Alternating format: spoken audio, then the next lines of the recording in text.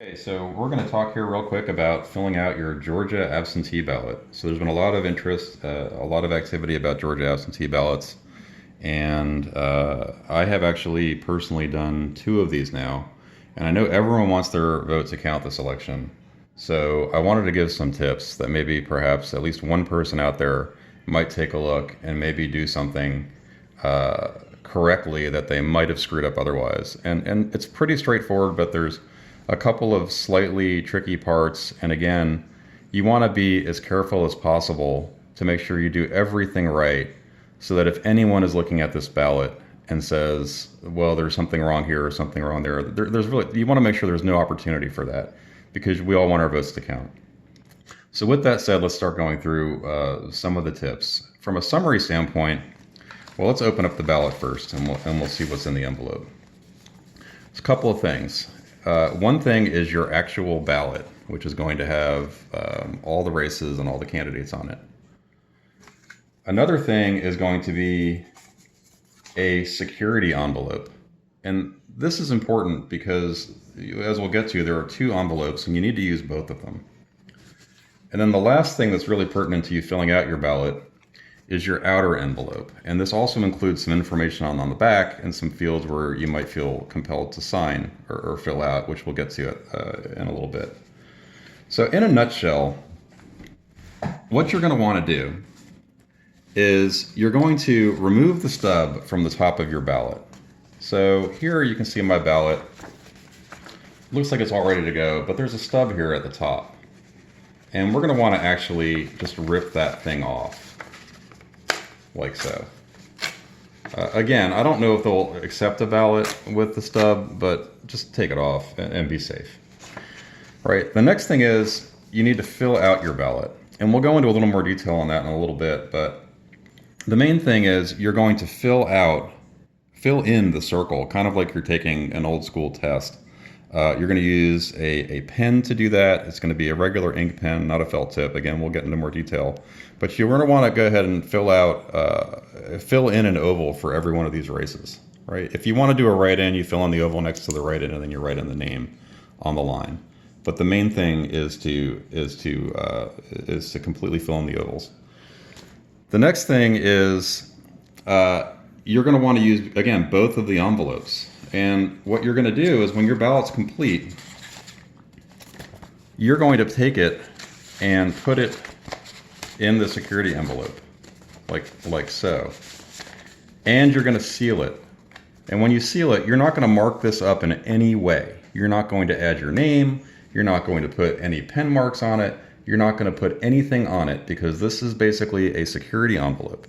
What's going to happen is the county registrar is going to receive your ballot, check to validate that you're eligible to vote. And then they're going to basically separate this, which is an anonymous ballot, from the envelope that has your name and other information on it.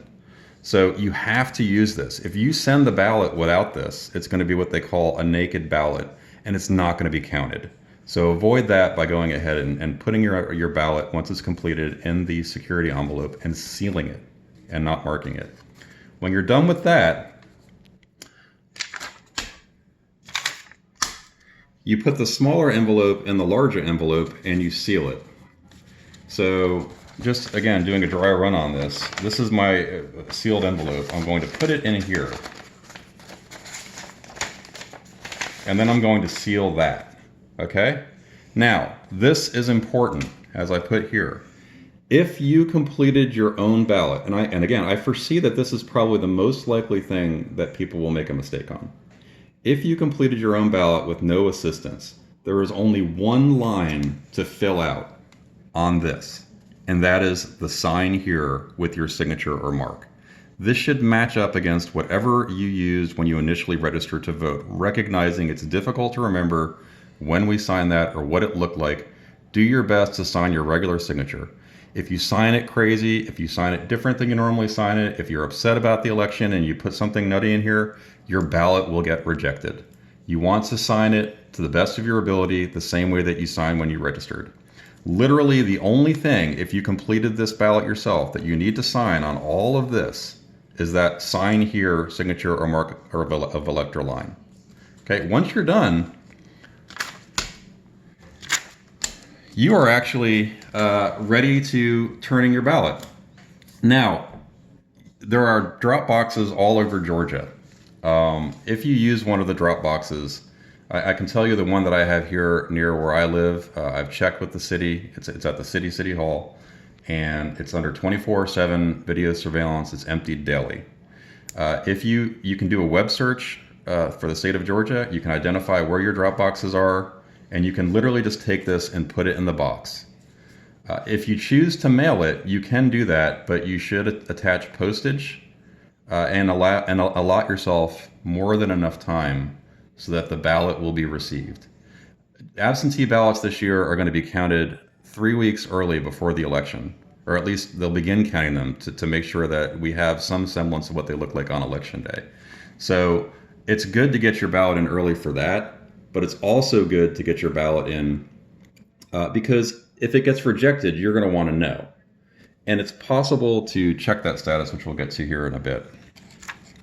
Now, in terms of filling out the ballot, there's an instruction sheet that's also in your document that gives you tips on how to do that. The main things that I wanted to focus here are you're going to want to use a blue or black ink pen.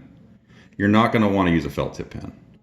And you're going to color in the entire oval. I've seen things online about people who X out the ovals, they circle the ovals, they do things, they cross out. You don't want to do any of that. You need to be really, really careful when you fill out your ballot to make sure that it's counted.